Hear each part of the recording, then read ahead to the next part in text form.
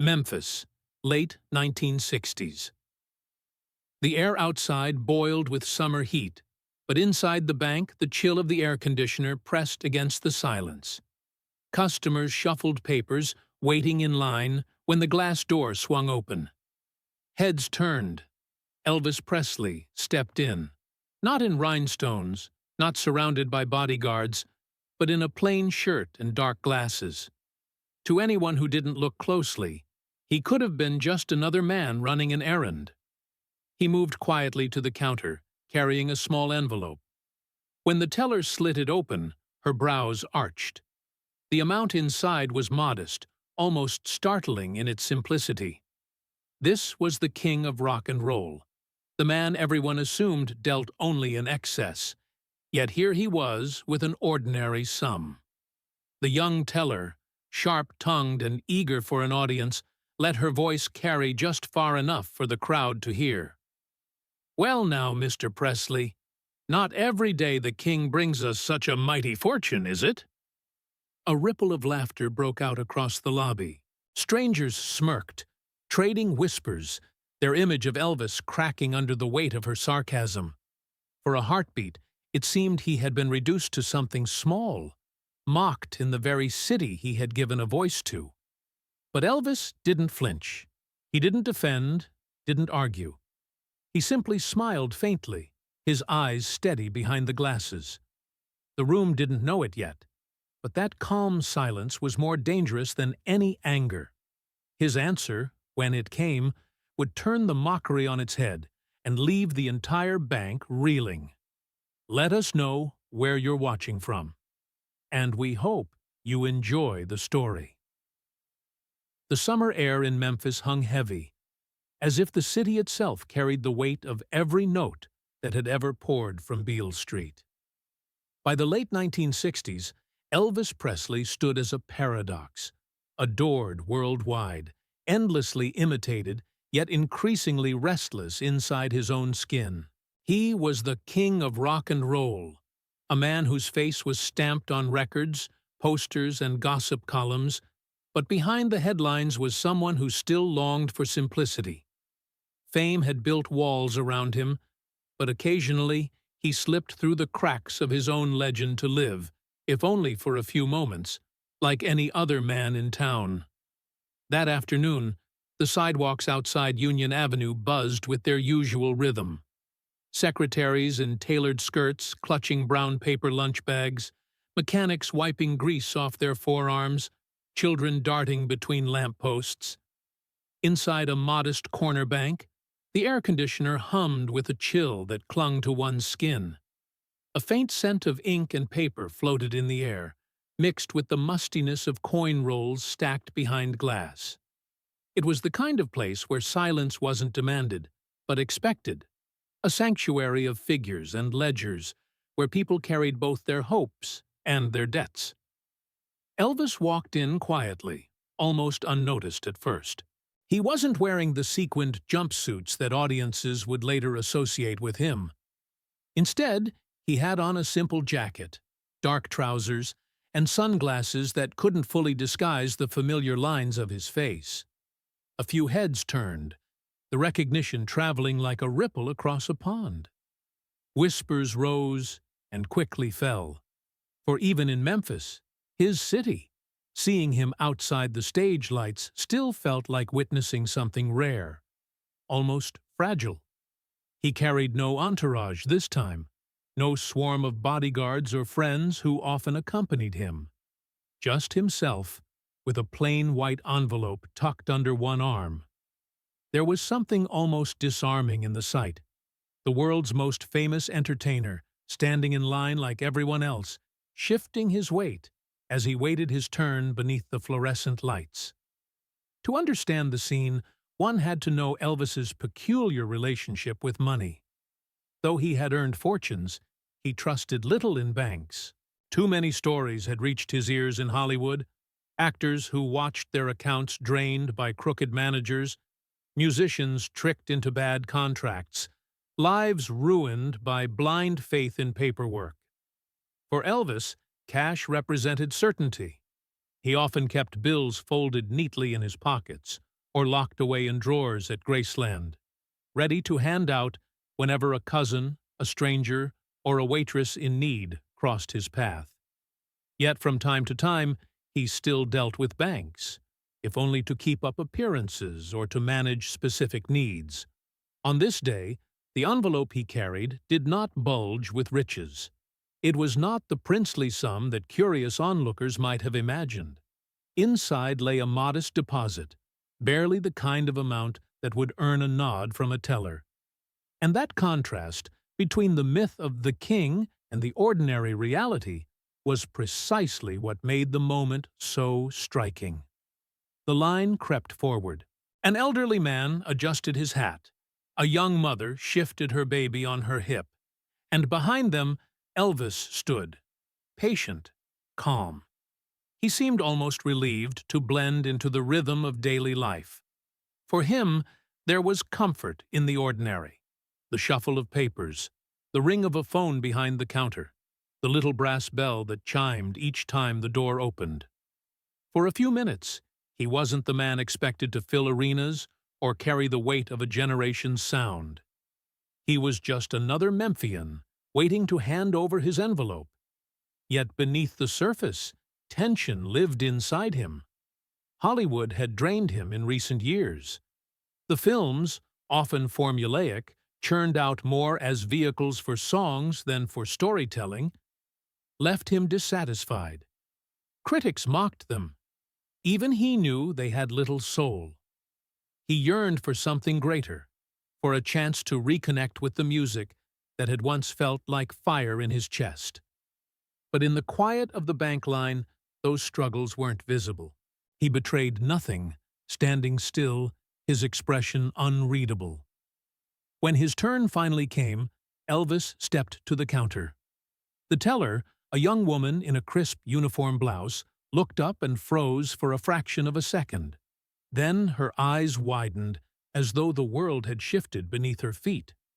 She recovered quickly, adopting the polite efficiency expected of her position, yet the flicker of surprise lingered. Surely she imagined he would arrive with briefcases of cash, or perhaps with an assistant to do the transaction for him. But here he was, setting a small envelope on the counter with his own hands. The air seemed to thicken around them. A few customers leaned slightly to see better. The rustling of paper stilled. People wanted to know, what did Elvis Presley deposit when he came to a neighborhood bank like this? Was it a mountain of bills? A check that could buy a house outright? Or, as rumors sometimes suggested, some extravagant gesture, like paying off debts for strangers at random? Instead, what lay inside was modest, almost shockingly so. Not enough to raise an eyebrow for an ordinary citizen, but enough to draw a sharp contrast against the image of glittering Cadillacs, diamond rings, and lavish parties. The whisper passed quickly down the line. That's all he's depositing? It was in that fragile instant that the myth of the king brushed against the reality of the man. Elvis, unfazed, signed the necessary slips, his movements calm and deliberate. He wasn't here to impress, nor to defend himself against curiosity. If anything, his posture spoke of someone who valued these rare moments of normalcy, of being able to stand at a counter without a microphone or a camera thrust into his face. The bank smelled of carbon paper and polished wood. The hum of the air conditioner pressed against the silence, and for a heartbeat, the entire room seemed to hang suspended between two truths: the image people carried of Elvis Presley, and the quiet, human reality of the man depositing a small envelope in their midst. The silence that had briefly cloaked the bank fractured as the teller's lips curved into something that was neither a smile nor a sneer, but lived in the uneasy place between the two.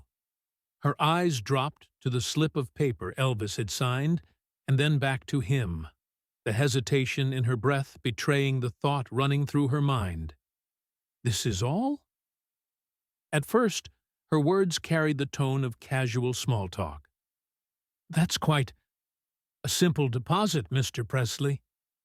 She drew out his name, letting it hang in the air like bait. The customers nearest to the counter lifted their heads. A few shuffled closer under the guise of straightening their jackets or setting down purses, their curiosity too strong to resist. Elvis didn't flinch. He kept his posture steady, his hands resting lightly on the cool surface of the counter. The teller's voice sharpened slightly, as though emboldened by the hush that had fallen around them. "You know," she continued, tilting her head, "folks talk. They say you've spent fortunes on Cadillacs for friends, on jewels, on trips out west. Maybe now the accounts have run dry?" Her words were laced with a mock sweetness that rang louder than if she had raised her voice. The reaction in the room was immediate. A muffled laugh slipped from somewhere in the line. Two men exchanged glances, one shaking his head, the other smirking. A woman near the door tightened her grip on her handbag, uncomfortable but unwilling to speak. The room had shifted into a theater, the teller casting herself as the unlikely lead, and the customers leaning forward for the show. It was not unheard of in Memphis to hear wild rumors about Elvis's spending habits. Stories circled constantly, of him giving away pink Cadillacs to strangers, of paying hospital bills for people he barely knew, of buying mountains of gifts for his entourage. Many of those stories were true. Generosity was stitched into him as firmly as music. But the teller twisted that truth into something smaller, meaner, a suggestion that he was reckless, that the legend had dwindled into a man clutching at a last few dollars. The whispering grew. One young man, emboldened by the teller's words, muttered just loudly enough, "Guess the king's crown is lighter these days." Another chuckled, nudging his companion. The noise spread like static, half amusement, half disbelief. Through it all, Elvis remained still. Those who knew him closely often spoke of two sides: the fire that could flare hot when he felt cornered, and the quiet restraint that sometimes disarmed more than anger ever could. In that moment, the fire flickered beneath his ribs, but he did not let it out. Instead, his silence stretched, so deliberate that it unsettled even those who thought themselves amused. The teller, sensing the tension yet unwilling to retreat, leaned in. Her face carried the smug glow of someone who believed she had found a crack in the marble of a statue. "I suppose," she said lightly, "that money does come and go, even for kings." Every sound in the bank seemed to fade.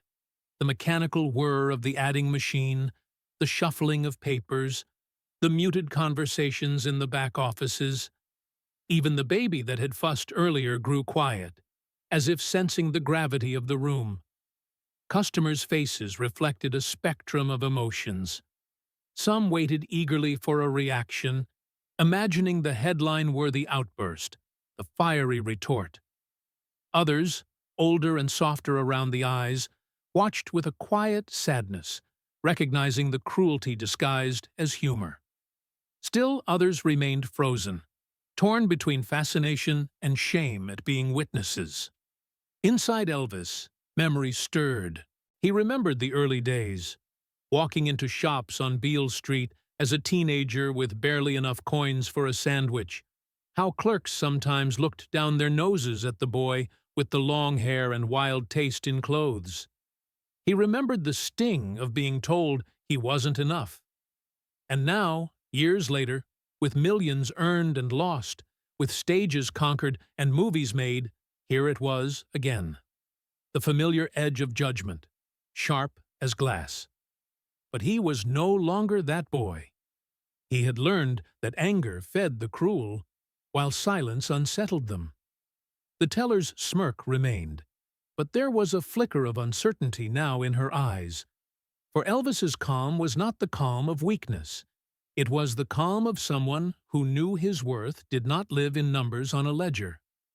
One man in line muttered, "Say something, Elvis," his voice almost pleading, as though unable to bear the imbalance. But Elvis did not. His stillness filled the room more powerfully than words might have.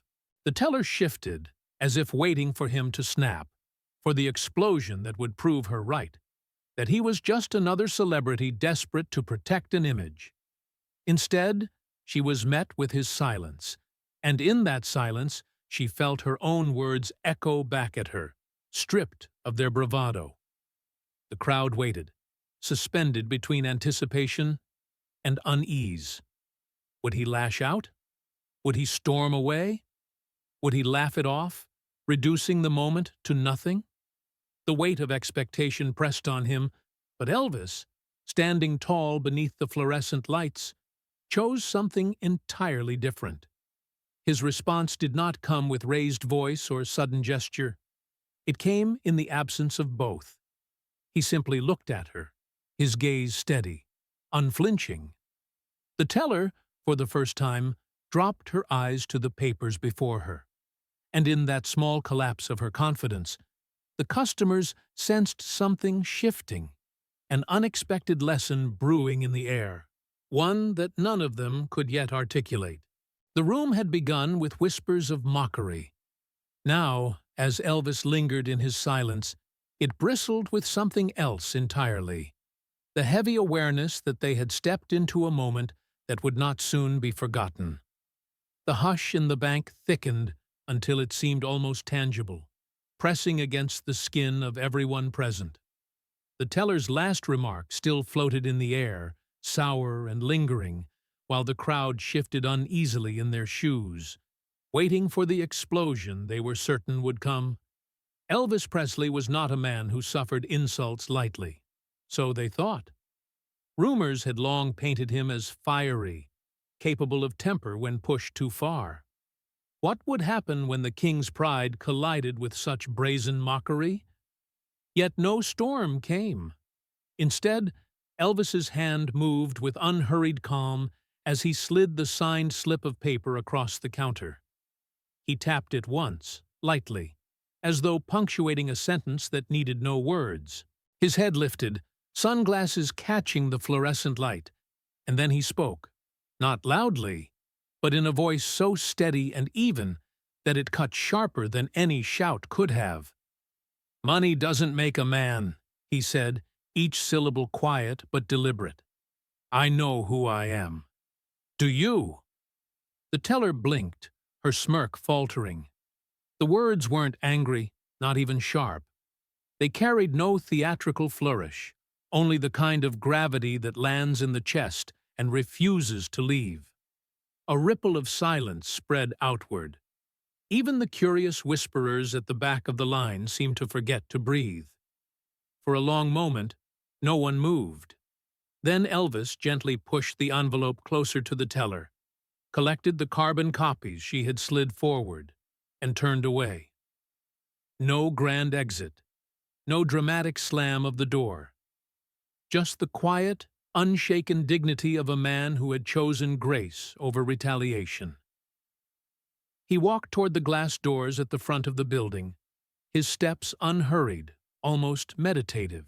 The customers who had chuckled moments earlier now shifted awkwardly, staring at the floor or fixing their eyes on the polished counters, ashamed of their own complicity. The teller, suddenly aware of dozens of eyes upon her, felt her face burn. She busied herself with unnecessary shuffling of papers, as though hiding inside the small motions of her job. When the brass handle clicked and the door shut behind him, the spell of silence shattered. A low murmur surged through the room. Some whispered admiration. "Did you hear that? Lord, what a thing to say." Others muttered excuses for their own laughter, voices defensive, trying to mask the sting of guilt. The teller remained rooted behind the counter, her cheeks flushed, her confidence gone. But the moment wasn't finished. Barely 10 minutes passed before the same door opened again. This time, Elvis did not come alone. By his side was one of his trusted aides, a tall man in a plain suit, carrying a thick leather portfolio, bulging with papers and envelopes. The sight of them froze the room in mid-conversation. Customers turned as if a second act had begun, unsure of what scene they were about to witness. Elvis moved with the same unhurried composure as before. He approached the counter, setting his sunglasses aside now, revealing eyes that held no trace of malice. The portfolio was placed on the counter with a solid, heavy thump, the kind of sound that drew every ear in the room. The teller stiffened, her hands suddenly clammy, as if the weight of her earlier mockery were now pressing back against her. Without a word, his aide unlatched the portfolio and withdrew a stack of official documents, papers bearing seals, signatures, and bank insignias recognizable even to those in line. Checks, account ledgers, notarized slips, the kind of paperwork that represented wealth far beyond the small envelope that had prompted ridicule. Gasps echoed softly through the bank. A man at the back let out a low whistle before quickly covering his mouth. Even the branch manager, drawn from his office by the commotion, stepped closer, peering at the documents with widening eyes. But Elvis did not slam the papers down as evidence of his riches. He didn't gloat or raise his voice to humiliate the woman who had mocked him. Instead, he spoke with the same measured tone as before, though now his words carried a weight that belonged not to self-defense, but to purpose. "I came here earlier for something simple," he said, his voice calm, clear. "But I've thought about it, and there's something better I can do." He paused, letting the silence stretch again. Then, almost gently, he added, "I want to open a new account. Not for me, for the children in this city who don't have much. I want this money to go where it will matter most." The teller's face drained of color. The smirk that had once played on her lips was gone, replaced by the stunned pallor of someone who had suddenly realized the gravity of her misstep. Her hands trembled as she reached for the documents, her eyes darting between Elvis and the watching crowd. Around them, the atmosphere shifted dramatically. Where moments ago there had been whispers of derision, now there was reverent silence, as though the bank itself understood that it was standing witness to something far larger than a simple deposit.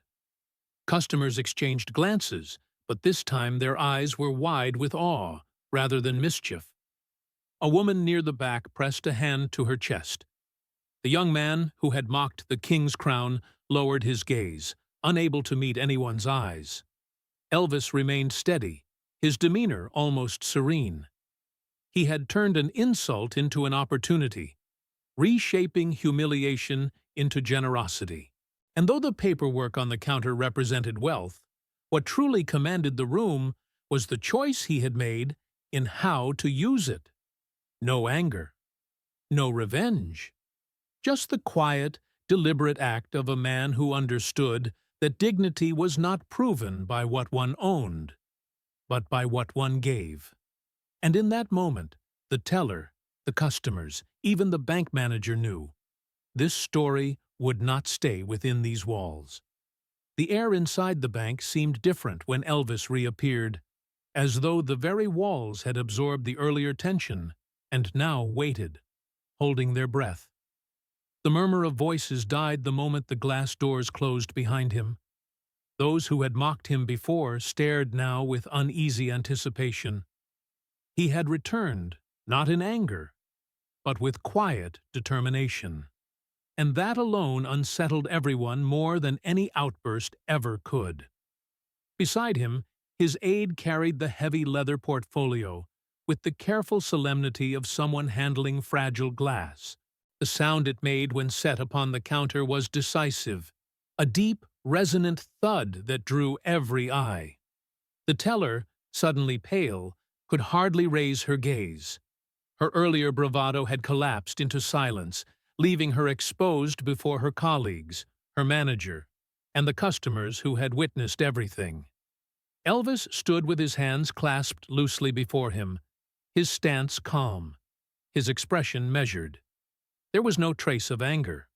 Instead, there was something more disarming, a quiet conviction, the sense of a man who had decided, in the midst of humiliation, to choose generosity over vengeance. His aide withdrew the documents one by one, spreading them across the counter with meticulous care. The crisp shuffle of thick paper filled the room like the crackle of fire. The seals and signatures on the checks were unmistakable. Official proof of accounts holding sums that dwarfed anything imagined in the gossip columns. Some bore the insignia of Hollywood banks, others from institutions in Nashville and Memphis. Numbers stretched into the hundreds of thousands, perhaps more. A hush descended so heavy it seemed unnatural. Even the usual background noise of the bank, the ring of telephones, the shuffling of customers, faded, as though every person had been pulled into the gravity of this singular moment. Elvis's voice broke the silence, low and steady. "I'd like to open a new account," he said. "Not for myself." He paused, letting the weight of his words sink in. "For the children of Memphis who don't have enough. For families who struggle to put food on the table. For kids who need a chance. I want these funds to go to them." The teller's throat tightened. Her hands shook so violently she had to press them against the counter to steady herself. A hot rush of shame swept across her face, burning more painfully than any reprimand could have. The room, filled with customers who only minutes earlier had smirked at Elvis's modest deposit, now stood transfixed, confronted by the immensity of his response. There was no self-congratulation in his tone, no performance, no vanity. He did not raise his voice to demand acknowledgement, nor did he glance around to gauge reactions. He simply stated his intention with the serene clarity of someone who knew that true wealth lay not in what one displayed, but in what one gave away. The bank manager had emerged from his office, drawn by the unusual hush and the sight of papers spread across the counter. He recognized the official seals immediately, and his professional mask slipped into something approaching awe. "Mr. Presley," he said carefully, "we would be honored to arrange this. Truly honored." His voice carried a nervous reverence, like a parishioner suddenly aware of standing in a sacred place. Elvis nodded once. "Then, let's begin." The teller, still trembling, tried to gather the forms, but her hands betrayed her. Papers slid awkwardly, her pen clattered to the counter. The silence deepened, pressing in from all sides. Customers shifted uncomfortably, as though watching someone teeter on the edge of collapse. Elvis, however, did not look at her with scorn. His gaze was steady, almost gentle, though it carried enough weight to make her lower her eyes again. He wasn't there to destroy her pride. He was there to turn a small, cruel moment into something larger, something no one in the room would ever forget. The contrast was staggering. 10 minutes earlier, laughter and whispers had reduced him to a spectacle. Now, the same room was suffused with reverence, the audience silenced by the magnitude of what he had chosen to do.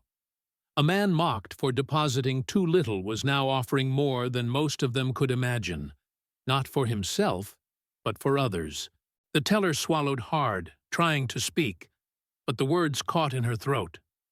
Elvis leaned slightly closer, his tone quiet yet firm. "Can you process this for me? Can you help me set this up today?" Her nod was quick, almost desperate, though her eyes brimmed with the shame of recognition. She had tried to diminish him with sarcasm, and in return, he had elevated the moment beyond her comprehension. Every customer in line saw it. Every employee behind the counters felt it. What had begun as an ordinary afternoon transaction had turned into something far greater. The fluorescent lights overhead seemed suddenly inadequate to illuminate it. It wasn't a performance, it was revelation. In that moment, the bank was no longer a place of ledgers and slips of paper. It had become a theater of conscience, and Elvis Presley, without raising his voice or demanding applause, had rewritten the script. And though none dared speak it aloud, each person there knew instinctively. The story would ripple outward beyond these walls, carried on whispers and retellings, until the whole city understood what had happened inside that room. The heavy silence in the bank broke when the glass-paneled door to the manager's office swung open. A tall man in a gray suit stepped forward, his expression unusually grave for a setting where smiles and polite efficiency were the norm. He had overheard enough to know something extraordinary was happening in his branch, and now he saw it with his own eyes. Elvis Presley, standing at the counter with documents spread before him, declaring an intention that no one present would ever forget. "Mr. Presley," the manager said, his voice carrying both respect and unease, "please accept my apologies. I was told there was an incident." His eyes flicked toward the young teller whose cheeks were crimson, her posture stiff with shame. The crowd followed his glance, the weight of collective judgment pressing on her like a physical burden. The teller's earlier arrogance had dissolved completely. She kept her eyes lowered, her fingers fidgeting with the edge of a paper she hadn't yet signed. The cruel words she had spoken minutes earlier now replayed in her mind like a broken record, each one sharper and more humiliating in retrospect. Her chest felt heavy, her throat constricted. She wished desperately she could vanish into the neat rows of filing cabinets behind her. The customers who had once laughed at Elvis's modest deposit now shifted uncomfortably, guilt prickling their skin.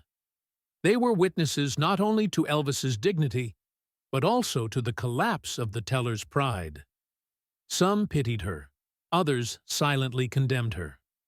Either way, all understood they had stepped into a moment that would etch itself into memory. The manager began to continue his apology, but Elvis lifted a hand gently, cutting him off without sharpness. His voice carried no anger, only something deeper, a patient calm that filled the room like music played in a minor key. "There's no need to punish her," he said. His eyes turned to the teller, who finally forced herself to look up, trembling. "We all make mistakes. We all let pride get the better of us sometimes." The words landed not as a defense, but as an invitation, an opening for her to step back from the edge. The teller's lips quivered, though no words came. Elvis continued, his voice soft but steady, audible to every corner of the bank. "I don't want anyone losing their job over this. What I do want," here he gestured to the documents spread on the counter, "is for this account to be opened properly. And I'd like her," he looked directly at the teller, "to be the first one to sign it into being." The room froze. It was not the response anyone expected. Customers glanced at one another, wide-eyed, caught between astonishment and awe. The manager's mouth parted as though to object, then closed again. He recognized the weight of what was unfolding and knew better than to interfere. The teller's hands trembled so violently that she could barely hold the pen the manager hastily provided. Her vision blurred, tears pressing hot at the corners of her eyes. Just minutes earlier, she had mocked this man publicly, reveling in the imagined superiority of her position. Now she was being offered something far greater than forgiveness. She was being offered trust. Her hand hovered above the paper. For a moment, she thought she couldn't do it, that the weight of her shame was too much. But then she heard his voice again, quiet, steady. urging her forward without words. She pressed the pen to the page, her signature shaky, uneven. When it was done, she set the pen down with a hand that trembled like a leaf in the wind. Applause erupted. It began hesitantly, a few claps from the back, but quickly grew into a wave that filled the entire branch. The sound was raw, unpolished, and deeply human. These were not the orchestrated cheers of a concert crowd. They were the spontaneous release of people who had just witnessed something larger than themselves. The teller covered her face with her hands, overcome. The shame that had once burned her cheeks now transformed into something else. Relief, humility, a strange gratitude she couldn't yet name. She lowered her hands slowly, her eyes wet, and whispered, almost inaudibly, "Thank you." Elvis inclined his head, a faint smile touching his lips. He had not sought applause, but he allowed the moment to breathe, to carry its own power. The customers clapped until it faded naturally, leaving behind an atmosphere that felt altered, as though the very air in the bank had shifted into something clearer, purer. The manager stepped closer, his voice thick with sincerity. "Mr. Presley, I don't know what to say. This is more than generosity. It's grace." Elvis said nothing in reply. He simply gathered the remaining documents, placed them neatly back into the portfolio, and looked once more at the teller. "Every one of us," he said softly, "gets a chance to choose who we want to be. Sometimes it takes a mistake to see it." The teller nodded, tears streaming freely now.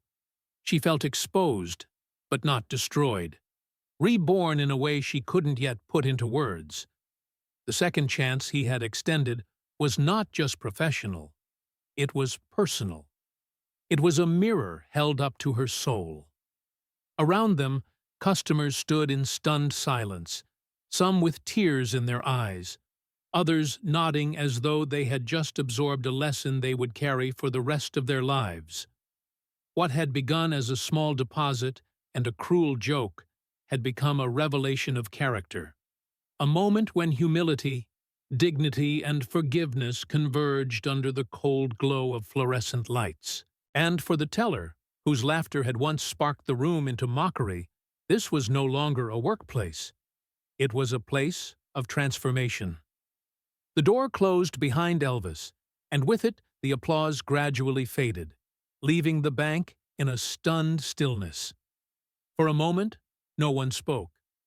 People lingered long after their transactions were complete, unwilling to step back into the ordinary rhythm of their lives. They had seen something unforgettable. Dignity in the face of humiliation, generosity in response to cruelty, forgiveness where revenge would have been easier. By evening, the story had already begun to spread. Customers carried it home to their families, voices urgent as though they'd stumbled upon a secret too powerful to keep. In kitchens across Memphis, the tale spilled over supper tables. "You won't believe what happened at the bank today." Elvis was mocked, right there in front of everyone, and instead of lashing out, he opened a fund for poor children. At corner bars, men leaned across counters, retelling the scene with gestures and hushed tones. A waitress in North Memphis heard it from a customer and passed it to her co-worker, who repeated it on the bus ride home. Within 24 hours, the story was carried on the breath of the city like wildfire. The first local paper to print it was the Commercial Appeal. The headline was simple but arresting. "Elvis Presley turns insult into gift for Memphis children."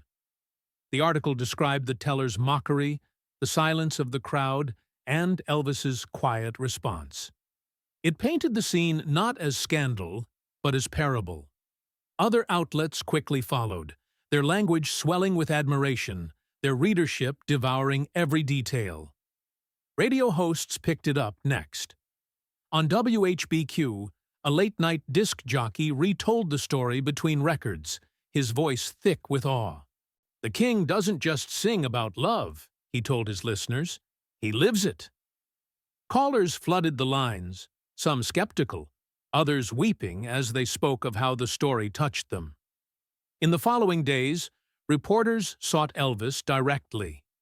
Outside Graceland's gates, microphones waited, hoping he would confirm or expand upon the incident. When finally cornered by a small group of journalists after a rehearsal, he said little, refusing to name the teller or indulge in criticism. "I don't hold grudges," he told them simply. "Everybody has a bad day. What matters is what we do with the chances we're given." One reporter pressed, asking if he felt humiliated by the laughter. Elvis shook his head, his eyes calm, his voice steady. "Humiliation only sticks if you let it. If I walk away and something good comes from it, then it wasn't humiliation at all. It was an opportunity." That single line was reprinted in newspapers across the South. It struck chords in places where people had never cared much for his movies or even his music. Suddenly, Elvis Presley was no longer just the entertainer in sequins or the Hollywood star of light-hearted musicals. He was a man who had turned a cruel joke into a beacon of generosity. The teller's name never appeared in print, and Elvis ensured it stayed that way. Privately, colleagues said he instructed everyone not to shame her further.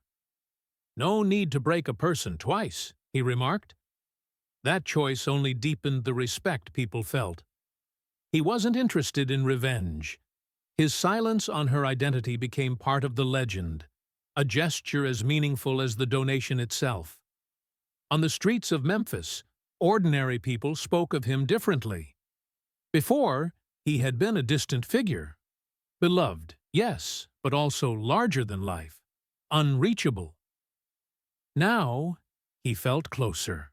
He had stood in the same line they stood in, endured the same small cruelties they sometimes endured, and responded in a way few could imagine themselves capable of. At barber shops, men swapped the story with pride, as if Elvis's act reflected on the whole city. In church basements, pastors repeated his words in sermons. "Money doesn't make a man." "I know who I am. Do you?" Some congregations applauded mid-service. Children who had never seen him on stage now knew him through the retellings, their eyes wide as their parents spoke of his quiet strength. The story traveled beyond Memphis. Nashville papers picked it up, then Chicago, then Los Angeles. In each retelling, details blurred or expanded, but the essence remained. Mocked for having too little, Elvis responded by giving more than anyone expected. Even the national press, often quick to criticize his films or his lifestyle, treated the story with reverence. Life magazine ran a short column titled "A Lesson in Grace from the King." It juxtaposed photographs of his glittering stage life with the humble simplicity of that day in the bank. The contrast only amplified the message. True greatness was not in spectacle, but in humility. At Graceland, Elvis read some of these articles quietly in his den, a faint, almost embarrassed smile tugging at his lips. He hadn't intended to start a movement or stir headlines.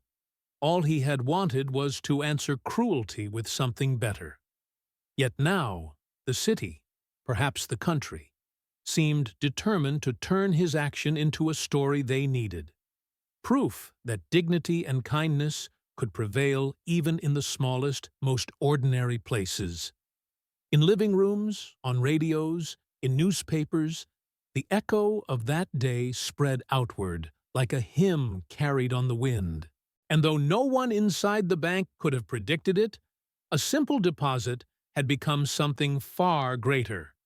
A mirror held up to a city, reminding everyone of what generosity, humility, and forgiveness truly looked like.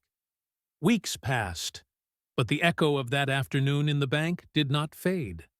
Instead, it grew roots. Memphis was a city accustomed to stories of hardship and survival, But this one was different. It wasn't about spectacle or scandal. It was about dignity, the kind that reshaped the air long after the moment had ended. Soon, the bank released its own announcement. The special account Elvis had opened was already attracting deposits from ordinary citizens. Some contributions were large, checks from local business owners who wanted their names associated with Presley's act of generosity. Others were humble. A single mother leaving $5, an elderly couple offering coins saved in a jar. Each donation, no matter the size, carried the same intent.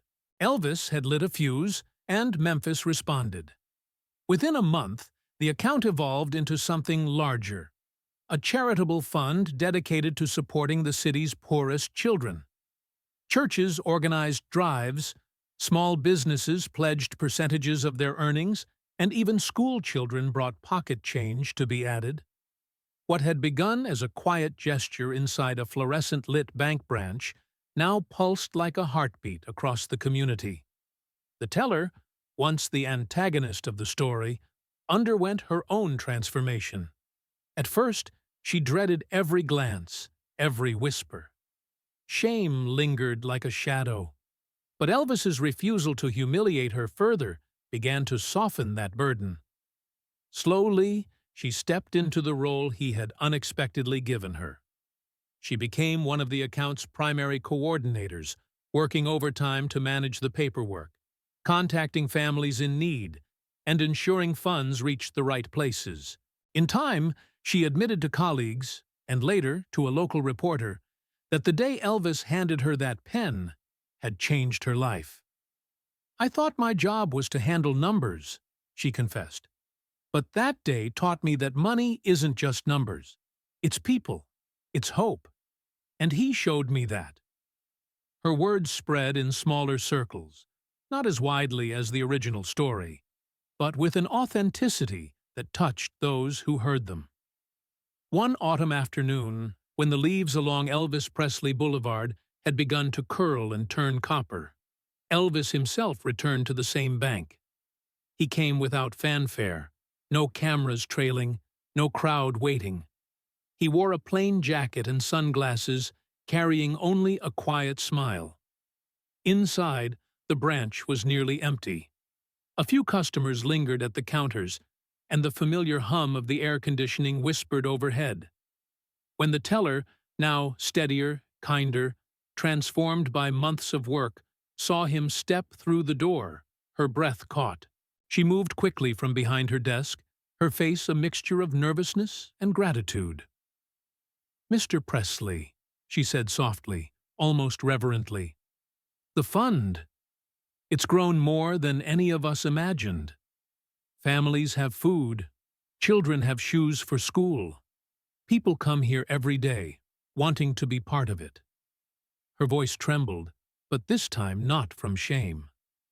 "And it started because of you." Elvis shook his head gently. "It started because people cared enough to give. I just gave it a nudge." His smile deepened, faint but warm. Then, after a pause, he added, "But you've been the one keeping it alive. That matters more." The teller's eyes welled, but she did not look away. "You gave me a second chance that day. I don't just work for this bank anymore. I work for those children. And that's because of you." For a long moment, silence hung between them, heavy but tender. Elvis finally nodded, his voice quiet, almost a whisper meant only for her. "That's what real money is," he said.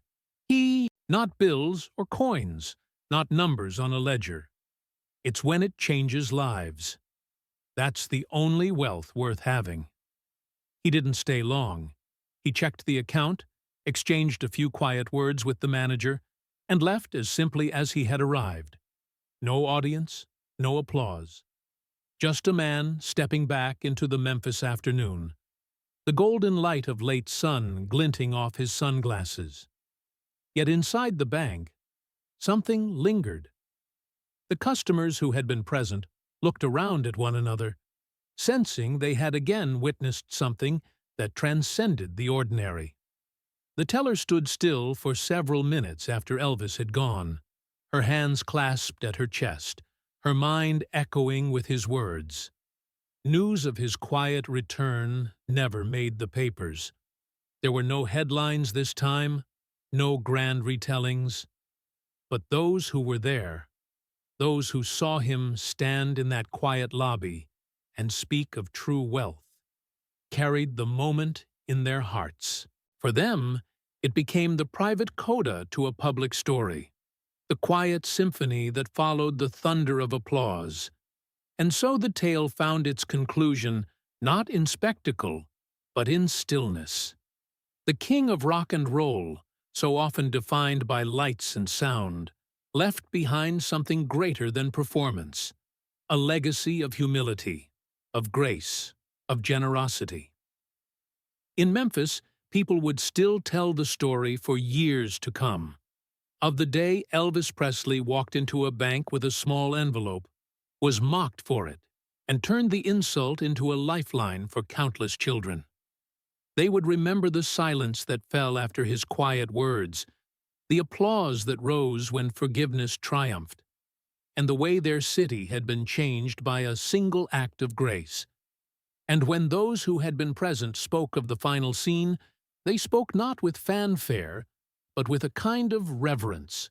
They remembered him not as the man in sequins, nor the Hollywood star, but as the quiet figure who had walked out of a bank one afternoon, leaving behind the truest measure of greatness, the ability to lift others higher without demanding anything in return.